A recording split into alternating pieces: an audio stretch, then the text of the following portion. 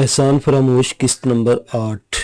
ماں جی چشم بدور ماشاءاللہ، اس عمر میں بھی آپ کا جسم کتنا خوبصورت ہے، شمائلہ نے مساج کرتے ہوئے خوشگوار حیرت سے کہا۔ شمائلہ نے خود ہی ماں جی سے مساج کے لیے کہا تھا کیونکہ شمائلہ کو ان سے بہت ہمدردی ہو گئی تھی اور وہ چاہتی تھی کہ جب تک وہ ماں جی کی خدمت پر مامور ہے اسے زیادہ سے زیادہ آرام اور سکھ پہنچانے کی کوشش کرے۔ پتہ ہے مجھے رجب کے باپ نے ایک مقابلے میں جیتا تھا، ماں جی نے شمائلہ سے کہا، اور یہ بات معلوم نہیں ماں جی نے کیسے بتا دی، کیونکہ یہ بات شاید رجب احمد کی بیوی کو معلوم نہیں تھی اور اسے معلوم بھی نہیں ہو سکتی تھی کہ ساس بہو کے درمیان ایسا کوئی رابطہ نہیں تھا۔ بیگم کلثوم کا زیادہ تر وقت اپنی این جی او کے کاموں میں، میٹنگز میں، سیمیناروں میں شرکت کرنے میں گزرتا تھا یا پھر بیوٹی پارلر میں چہرے اور جلد کے کھنڈراتما جھریوں کو چھپانے اور لیپا پوتی میں صرف ہوتا تھا۔ وہ صبح صبح میک اپ کے بغیر جب پارلر جاتی تو اگر دادی نہیں تو عمر سیدھا ماں ضرور لگتی تھی، اور جب خاصا وقت صرف کر کے پارلر سے نکلتی تو اس پر کسی نئی نویلی دلہن کا گمان ہوتا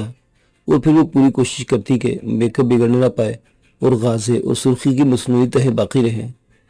وہ ساس کے کمرے میں بھی برائے نام ہی آتی اور آتی بھی تو دوری سے دیکھتی اور ہیلو ہائی کر کے واپس چلی جاتی، لہٰذا ایسے میں ساس بہو کے درمیان کسی گہرے ربط کا امکان ممکن نہیں تھا۔ لیکن ماں جی اور شمائلہ کے درمیان اتنی گہری وابستگی ہو گئی تھی جو اس سے پہلے کسی نرس کے ساتھ نہیں ہو سکی تھی، اور اس سے پہلے کسی نرس یا کسی بھی خدمتگار عورت نے ماں جی کی ایسی خدمت بھی نہیں کی تھی۔ شمائلہ نے ماں جی کی خدمت میں جان لڑا دی تھی، وقت پر دوا دارو اور خوراک دینے کے علاوہ انہیں ضرورتاً نہلانا دھلانا، ہر روز نئے کپڑے بدلنا اور کپڑوں کو پاکیزہ رکھنا، بیڈ شیٹ اور تکیے کے غلافوں پر کوئی داغ دھبا نہ پڑنے دینا، ماں جی کے الجھے ہوئے بالوں میں ہر روز کنگھی کر کے سنوارنا، ماں جی کے بدن کی اسپنجنگ اور طہارت کا خیال رکھنا، اور یوں 2-3 مہینے میں شبانہ روز خدمت سے شمائلہ نے ماں جی کو اپنا گرویدہ بنا لیا تھا، اور ماں جی نے جیسے اپنا پورا وجود، پوری شخصیت شمائلہ کے سپرد کر دی تھی، اور دونوں میں اتنی زیادہ قربت ہو گئی تھی جیسے وہ برسہ برس سے ایک دوسرے کے دکھ سکھ کے ساتھی ہوں، اور اپنے دل کی جو باتیں ماں جی نے شمائلہ سے کی تھیں وہ کسی اور سے نہیں کی، اور شمائلہ نے بھی ماں جی کو اعتماد میں لے کر اپنے دل کا حال بتا دیا تھا۔ اس دن ماں جی صبح ہی سے اپنے جسم میں ہلکے ہلکے درد کو محسوس کر رہی تھی، لیکن شکایت کسی سے نہیں کی تھی، وہ شمائلہ کا انتظار کر رہی تھی۔ شمائلہ نے شام کو کچھ گولیاں دی دی، لیکن ماں جی نے جب کچھ زیادہ آرام محسوس نہیں کیا تو شمائلہ نے ماں جی کا موڈ خوشگوار بنانے کے لیے کہا، آئیے ماں جی میں آج آپ کا مساج کرتی ہوں۔ ہاں، ماں جی تجسس سے بولی، جیسے پوچھ رہی ہوں کیا تم مساج آتا ہے؟ ہاں، شمائلہ نے اس بات میں سر ہلایا، میں نے سیکھا ہوا یہ کام، اور پھر بہت آرام سے ماں جی کے جسم کو کپڑوں کی قید سے آزاد کیا اور داد دیتے ہوئے کہنے لگی، ماں جی چشم بددور ماشاءاللہ، اس عمر میں بھی آپ کا جسم کتنا خوبصورت ہے۔ واقعی، ماں جی خوش ہو کر بولی۔ ماں جی اللہ نظر بد سے بچائے، شمائلہ نے تصدیق کی۔ اب کیا نظر بد سے بچوں گی؟ ماں جی ایک سرد آہ بھر کر بولی، پھر توقف کر کے دکھ بھرے لہجے میں کہا، نظر تو لگ گئی ہے بیٹی، آپ مایوس نہ ہو انشاءاللہ۔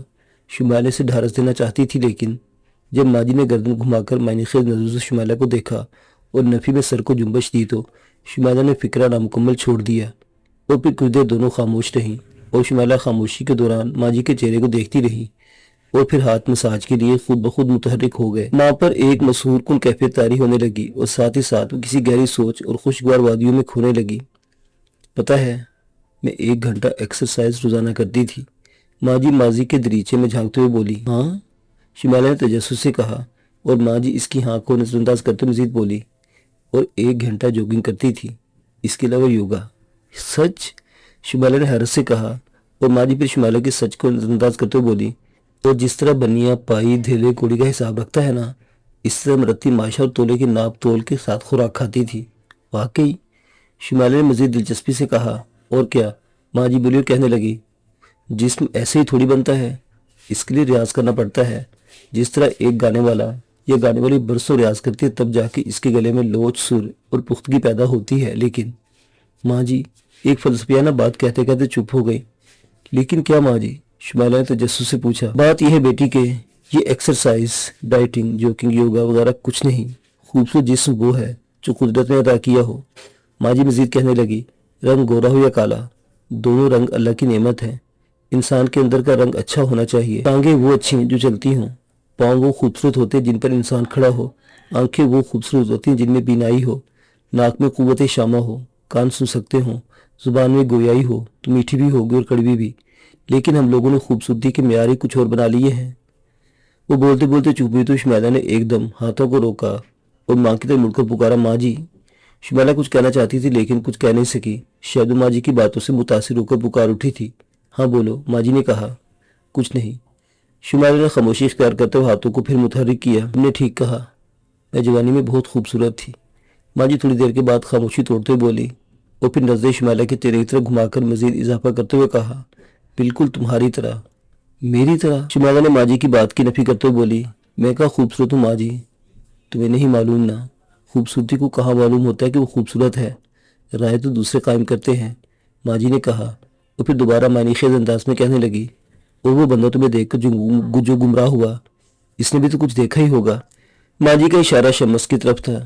ماں جی نے جس طرح شمیلہ کو اعتماد میں لے کر اپنی ماضی کی بہت ساری باتیں بتا دی تھی اور مسلسل بتا رہی تھی، اس طرح شمیلہ نے بھی اپنی داستان حیات کا ایک حصہ ماں جی کے سامنے بیان کر دیا تھا۔ اس نے بتایا تھا کہ اپنے شوہر زاہد سے کس قدر پیار کرتی ہے اور زاہد بھی ٹوٹ کر اسے چاہتا تھا، لیکن شمس نامی ایک شیطان فطرت دوست نے کس طرح دوستی کی اقدار کو جوتوں کے نیچے کچلنے کی کوشش کی اور اس کی زندگی کی خوشیوں کا آنگن چند لمحوں میں جلا کے بھسم کر دیا، اور اب اسے شمس نام ہی سے نفرت ہو گئی تھی کہ اس لفظ کا میں نے سورج بھی اسے اچھا نہیں لگتا تھا۔ نہیں ماں جی، اس خبیث کی بات اشاروں میں بھی نہ کریں، شمیلہ تڑپ کر بولی، وہ ان مردوں میں سے ہے جن کے لیے خوبصورتی کوئی معنی نہیں رکھتی، ان کے لیے صرف عورت معنی رکھتی ہے، اور عورت کو حاصل کرنے کے ایسے لوگ اپنی ساری دوستیاں اور رشتے قربان کر دیتے ہیں، یہ بھیڑیے ہیں۔ شمیلہ بولتے بولتے غصے میں آ گئی۔ آئی ایم سوری، ماں جی نے شمیلہ سے معذرت کی، مجھے موضوع نہیں چھیڑنا چاہیے تھا، اور پھر مزید افسوس کا اظہار کرتے بولی، معلوم نہیں کیوں میں باتوں باتوں میں خوبصورتی سے بدصورتی پر آ گئی۔ I am again sorry. It's okay ماں جی۔ شمیلہ جھک کر ماں جی کی پیشانی کو بوسہ دیا اور پھر تعریف کرتے بولی، جوانی تو ہوتی خوبصورت ہے ماں جی، لیکن آپ اب بھی کئی جوانوں سے زیادہ خوبصورت ہیں۔ Thank you. ماں جی نے تشکر کے طور پر اپنی پلکیں بند کی اور کھولی، پھر قدرے توقف سے اپنی گفتگو کو آگے بڑھاتے ہوئے کہنے لگی، پتہ ہے مجھے رجب کے باپ امیر نے ایک مقابلے میں جیتا تھا۔ کیا؟ شمیلہ چونکی۔ ہاں، میں جیم خانے جایا کرتی تھی اور تقریباً سارا جیم خانہ مجھ پر فریفتہ تھا۔ اکثر لوگوں کو میرے ساتھ بات کرنے کی ہمت نہیں ہوتی تھی اور کچھ بات کرتے ہوئے نروس ہو جاتے تھے۔ آپ چیز ہی ایسی تھی نا ماں جی۔ شمیلہ نے بیچ میں لقمہ دیا۔ سنو تو شیطان، ماں جی نے پیار سے ڈانٹ پلائی اور پھر مزید گویا ہوئی، میری دوستی کے کرے میں دو نوجوانوں کا نام نکلا، امیر حسین اور عبید۔ دونوں کو میرے عشق کا بخار تھا اور دونوں نے مجھے شادی کا پرپوزل دیا۔ دونوں کا دعویٰ تھا کہ مجھے دوسرے زیادہ چاہتا ہے۔ میں نے کہا میں امتحان لوں گی۔ پتہ ہے کیا ہوا؟ ماں جی نے ہنسنا شروع کر دیا۔ آپ ہنس کیوں رہی ہیں؟ شمیلہ نے تجسس سے کہا۔ آگے بتائیں نا، کیا ہوا؟ آگے یہ ہوا کہ دونوں آزمائش کے لیے تیار ہو گئے۔ ماں جی نے انکشاف کیا اور پھر مقابلے کی نوعیت بتاتے ہوئے بولی، ایک دن کلب ہی کے اندر ایک کمرے میں میرا برتھ ڈے منایا گیا۔ کیک کاٹنے سے پہلے بتیاں ساری گل کر دیں، صرف دو بڑی موم بتیاں روشن رکھیں۔ میں نے اعلان کیا کہ دونوں میں سے جو اپنی ہتھیلی موم بتی کی لو پر 1 منٹ تک رکھے گا اور اف نہیں کرے گا، میں اس سے شادی کروں گی۔ پتہ ہے کیا ہوا؟ ماں جی کہتے کہتے رکی اور شمیلہ ہمتاً گوش ہوئی تھی۔ پھر ماں جی بات آگے بڑھاتے ہوئے کہنے لگی، ایک تیسرے دوست کو ریفری بنایا گیا جس نے مقابلہ شروع کرنے کی سیٹی بجائی، اور امیر اور عبید دونوں نے بیک وقت اپنی موم بتیوں پر ہتھیلیاں رکھ دی، لیکن عبید نے زور کی سسکی لی اور 1 سیکنڈ میں ہاتھ چھٹکے سے کھینچ لیا، جبکہ امیر نے گھڑی کے مطابق پورے 1 منٹ تک ہتھیلی موم بتی پر رکھی۔ اس کی کھال جلنے لگی، لیکن شیر کے بچے نے اف تک نہیں کی اور ہاتھ 1 منٹ سے پہلے نہیں ہٹایا۔ اف توبہ، مجھے تو سن کر ہی کپ کپی آ گئی ہے، کیسا چاہنے والا تھا۔ شمیلہ سچ مچ کانپ کر بولی، اندازہ لگاؤ۔ ماں جی نے واقعے کو یاد کر کے متاثر ہوتے ہوئے کہا، اس کی ہتھیلی کی ساری کھال جھلس گئی تھی۔ پھر آپ نے شادی کر لی اس سے؟ شمیلہ نے پوچھا۔ ظاہر ہے ایسے مظاہرے کے بعد بھی اس کے ساتھ شادی نہ کرنا ظلم تھا اس پر۔ رجب اسی امیر ہی کا بیٹا ہے؟ امیر صاحب محض نام کے امیر تھے یا واقعی امیر تھے؟ شمیلہ نے برسبیل تذکرہ پوچھا۔ اس میں بامسمہ، ماں جی بہت اعتماد کے ساتھ بولی، پھر کہنے لگی، نام بھی امیر تھا اور تھا بھی بہت امیر آدمی۔ یہ جو تم رجب کے ٹھاٹ باٹ کاروبار، جائیداد، روپے، پیسہ، شان و شوکت دیکھتی ہو نا، یہ سب امیر کا ہے، اور اتھارٹی میرے پاس ہے، میں نے خود اپنے پاس رکھی ہے۔ معذور ہونے کے باوجود میں چیک خود سائن کر کے ان لوگوں کو دیتی ہوں۔ پتہ ہے کیوں؟ ماں جی نے سوال کیا۔ کیوں؟ شمیلہ نے ایسا سے پوچھا۔ اگر یہ سب کچھ میں نے ان کے نام کر دیا ہوتا تو ان لوگوں نے مجھے کبھی کا گھر سے نکال کر کسی محتاج خانے میں ڈال دیا ہوتا۔ اور میری یہ جو بہو جو دور دور سے مجھے ہیلو ہائی کر کے جاتی ہے نا، میری صورت بھی نہ دیکھتی۔ ماں جی رازداری سے بولی، دنیا بہت مطلب کی ہے، ماں باپ بہن بھائی آل اولاد سب رشتے کاغذی ہیں۔ پھر ماں جی بولتے بولتے چپ ہو گئی۔ کچھ لمحے ماحول پر خاموشی چھائی رہی۔ شمالہ خاموشی سے مساج کرتی رہی اور ماں جی کے جسم کو سکھ ملتا رہا۔ انہوں نے آنکھیں موند لی، پھر آنکھیں بند کر کے بڑبڑاتے بولی، مجھے دولت سے کوئی دلچسپی نہیں، میں نے سب کچھ اس لیے اپنے پاس رکھا ہوا ہے کہ میں محتاج خانے میں نہیں، اپنے گھر کے اندر مرنا چاہتی ہوں۔ آپ کا بیٹا۔ شمالہ نے کچھ کہنا چاہا تو ماں جی نے بات کاٹ دی۔ میرا بیٹا جو ہے نا وہ زن مرید ہے، وہ بیوی کی مرضی کے بغیر اسے دیکھنے کی ہمت بھی نہیں کر سکتا ہوگا، اور میرا خیال ہے دیکھنے کے لیے بھی وہ اسے ایک تحریر درخواست دیتا ہوگا۔ آگے بیوی کی مرضی کے وہ درخواست منظور کرے یا مسترد۔ ماں جی کی اس بات پر شمالہ نے بڑی مشکل سے ہنسی کو روکا اور مساج کو آخری ٹچ دینے کے لیے اس نے اپنی انگلیوں کو بہت فنکارانہ طریقے سے کیکڑے کی طرح ماں جی کے جسم پر چلایا۔ ماں جی پرسکون ہو گئی تھی اور شمالہ کے ہاتھ کو قریب کر کے اپنے ہاتھ کی گرفت میں لے کر اپنی بے جان ہاتھوں سے دباتے ہوئے بولی، مجھے چھوڑ کر تو نہیں چلی جاؤ گی نا؟ شمالہ نے کوئی جواب نہیں دیا اور ماں جی نے جواب کا انتظار بھی نہیں کیا۔ وہ ایک لمحے میں پرسکون ہو کر سو گئی۔ تم یہاں بیٹھو، جھاڑیوں کی اوٹ میں سامنے نہیں آنا۔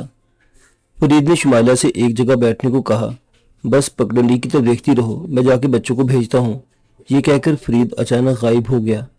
شمالہ کو خوف سا آنے لگا۔ عجیب سا ماحول تھا آس پاس، گھنے درخت اور جھونڈ تھے۔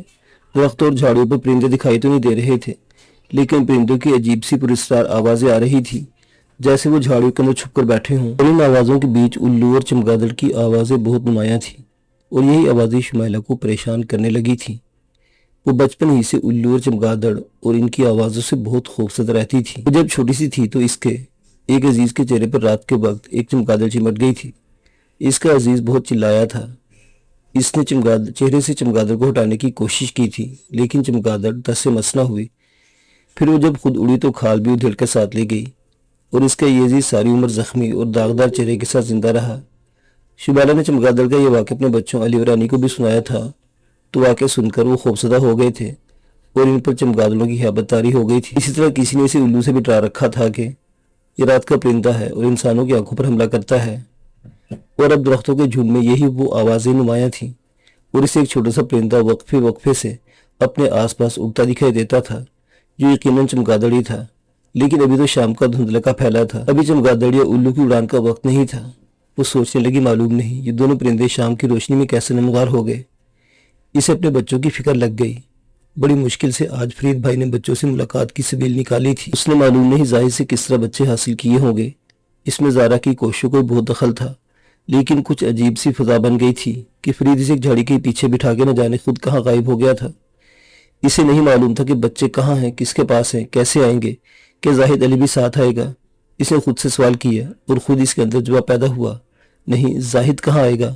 اس کی یہ تو بڑی مہربانی ہے کہ اس نے فرید بھائی کی لاج رکھ لی اور بچوں سے اس کی ملاقات کی اجازت دے دی، لیکن بچے کہاں ہیں؟ اس نے انتہائی پریشانی کے عالم میں سوچا، اور پھر مان اس کے کان میں بچوں کی دور سے آتی ہوئی باریک اور متلاشی آوازیں آئیں، امی، امی جان۔ یہ علی اور رانی کی آوازیں تھیں۔ وہ اچھل کر جھاڑیوں کی اوٹ سے سامنے آ گئی۔ حد نظر تک شام کے دھندلکوں میں طویل لمبی پگڈنڈی کی طرف دیکھا، جو دو رویا درختوں اور جھاڑیوں کی قطاروں کے اندر دور تک جا رہی تھی، اور اس کے دونوں بچے دو ننھی ننھی گڑیوں کی طرح اچھلتے کودتے لپکتے دوڑتے بازو پھیلائے اس کی طرف آ رہے تھے۔ اینی، علی۔ شمالہ نے بہت زور سے آواز لگائی، لیکن آواز جیسے نکلی ہی نہیں۔ شمالہ نے دوڑنا چاہا، لیکن پاؤں جیسے زمین میں گڑ گئے۔ فرید بھائی کہہ گئے تھے کہ یہاں سے ہلنا نہیں، لیکن بچے اچانک سامنے آ گئے تھے۔ انہوں نے بازو پھیلائے اور پکارا، امی، میرے بچوں۔ شمالہ نے بھی بازو پھیلائے اور انہیں اپنے بازو میں لینے کی لپکی۔ ماں نے ایک توپ کا گولا کسی نے اس پر پھینک دیا اور اس کا وجود ریزہ ریزہ ہو گیا۔ ایسے نہیں، تم کیا سمجھتی آسانی سے تمہاری ملاقات بچوں سے ہو جائے گی؟ شمالہ نے اچانک شمس کو جھاڑیوں کے اندر سے نکلتے اور بچوں پر جھپٹتے دیکھا۔ بچے چیخے، امی، امی، امی۔ شمالہ نے بھی شور مچا دیا، بچاؤ، بچاؤ، کوئی میرے بچوں کو بچاؤ۔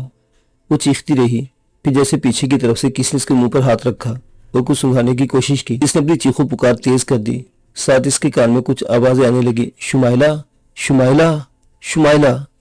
کوئی اسے قریب سے اور زور زور سے پکار رہا تھا۔ پھر اس نے محسوس کیا کہ یہ آوازیں تو فرید بھائی اور زارا بہن کی ہیں۔ پھر جیسے کسی نے اسے جھنجھوڑا اور وہ ہڑبڑا کر کسی ڈراؤنے خواب سے بیدار ہو گئی۔ وہ پسینے میں شرابور تھی اور اس کی حالت خراب ہو رہی تھی۔ وہ کچھ دیر چلاتی رہی، میرے بچوں کو بچاؤ، میرے بچوں کو بچاؤ، ہوش میں آؤ شمائلہ۔ زارا نے اسے زور زور سے جھنجھوڑا تو شمائلہ ہوش میں آئی۔ اس نے اپنے حواس قابو میں کیے اور ہچکیوں سے رونے لگی۔ تقریباً نصف رات کا وقت تھا۔ آج شمائلہ کی طبیعت صبح سے خراب تھی۔ وہ ماجی کے پاس نہیں گئی تھی اور ماجی کی صبح والی خدمتگار سے درخواست کی تھی کہ وہ رات کو بھی ان کو سنبھال لے۔ شمائلہ اور صبح والی نرس کا آپس میں ایڈجسٹمنٹ ہو جایا کرتا تھا کہ کبھی صبح والی کچھ کام پڑ گیا تو شمائلہ دن کا کام بھی سنبھال لیتی تھی، اور شمائلہ اگر کسی وجہ سے رات کی ڈیوٹی نہ جا سکے تو دن والی اس کی جگہ ڈیوٹی دے دیا کرتی۔ آج بھی شمائلہ کی طبیعت صبح سے ناساز تھی اور خود کو ڈیوٹی کے قابل نہیں محسوس کر رہی تھی، لہٰذا اسے چھٹی کر لی۔ وہ اکثر کوشش کرتی تھی کہ زاہد اور بچے سے یاد نہ آئے۔ وہ اس کوشش میں کامیاب بھی ہو جاتی، لیکن کبھی کبھی اس پر اس طرح بچوں کی یاد کا دورہ پڑتا جیسے مائیگرین کے درد میں مبتلا کسی کے سر میں اچانک درد اٹھ جاتا ہے۔ ایسا درد جو کسی ٹیبلٹ، دوا، دارو، تعویذ، ٹوٹکے سے ختم نہیں ہوتا، بلکہ اس کا ایک دورانیہ ہوتا ہے اور جو مریض کو خوب تڑپا کے اپنے مخصوص وقت پر خود بخود ختم ہو جاتا ہے۔ شمائلہ پر بھی بچوں کی یاد کا ایک ایسا ہی ناقابل برداشت دورہ پڑ جایا کرتا تھا، اور شاید اس دورے کی درد کی شدت ہی تھی جس نے اسے زوری سے بے چین اور مضطرب کر رکھا تھا، اور شاید اس لیے وہ ڈیوٹی دینے سے نہیں گئی تھی اور بچوں کی یاد کے درد سے تڑپ تڑپ کر سو گئی تھی۔ بچے سے خواب میں دکھائی دیے۔ بڑی مشکل سے اس نے چیخو پکار بند کی اور پھٹی پھٹی نظروں سے زارا اور فرید کو دیکھنے لگی۔ کیا ہوا میری بہن؟ بولو شمائلہ، کیا ہوا؟ فرید نے جھک کر ایک ہمدرد بھائی کی طرح محبت بھرے لہجے میں پوچھا۔ کیا کوئی خواب دیکھ لیا ہے؟ ہاں بھائی جان، میرے بچے، میں نے خواب دیکھا ہے، میرے بچے، بس۔ فرید نے ہاتھ کے اشارے سے اسے کچھ کہنے سے روکا اور بولا، خواب تو خواب ہوتا ہے، میں اپنے بچوں سے ملنا چاہتی ہوں بھائی جان، میرے بچے میرے لیے تڑپ رہے ہوں گے۔ ٹائم کیا ہوا ہے؟ اس نے پاگلوں کی طرح ادھر دیکھا اور دیوار پر لگی گھڑی کی طرف دیکھ کر کہنے لگی، ایئرپورٹ فون کر کے معلوم کریں، شاید کوئی نائٹ کو جانے والی ہو۔ وہ تڑپی۔ یہ کیا پاگل پن ہے شمائلہ، ہوش میں آؤ۔ زارا نے بہت پیار سے ڈانٹ پلانے کے انداز میں کہا۔ کہ اپنے بچوں سے ملنا پاگل پن ہے زارا بہن؟ شمائلہ روندھی ہوئی آواز میں بولی۔ اپنے بچوں سے ملنا تمہارا حق ہے، فرید نے کہا، لیکن حق استعمال کرنے کا بھی ایک طریقہ ہوتا ہے۔ ایسے تو نہیں کہ آدھی رات کو اٹھ کر جہاز پکڑو اور بچوں کو پکارتی کراچی پہنچو۔ پھر کیا کروں بھائی جان؟ بچوں کے لیے میرا کلیجہ پھٹ رہا ہے۔ ظاہر تو یہ سمجھ رہا ہوگا کہ میں شمس کے ساتھ عیش کی زندگی گزار رہی ہوں، وہ یقیناً یہی سمجھ رہا ہوگا، لیکن میں جاؤں گا کراچی اور پھر سب باتیں صاف ہو جائیں گی۔ میں بچوں سے تمہاری ملاقات کا بندوبست بھی کر کے آؤں گا، فرید نے تسلی دیتے ہوئے کہا۔ کب جائیں گے آپ؟ شمائلہ نے بے قراری سے پوچھا۔ مجھے اگلے ہفتے جانا ہے، میں خاص طور سے عابد بھائی اور زاہد سے مل کر بچوں سے بھی ملوں گا، اس وقت تم ریلیکس کرو، فرید نے ڈھارس دیتے ہوئے کہا، اور پھر زارا سے مخاطب ہوا۔ زارا تم پلیز آج اسی کمرے میں شمائلہ کے پاس سو جاؤ۔ فرید نے کسی بچی کی طرح شمائلہ کو ٹریٹ کیا۔ سو جاؤ۔ زارا نے بھی اسے پیار سے سر پر ہاتھ پھیرا اور پھر وہ دونوں سو گئیں۔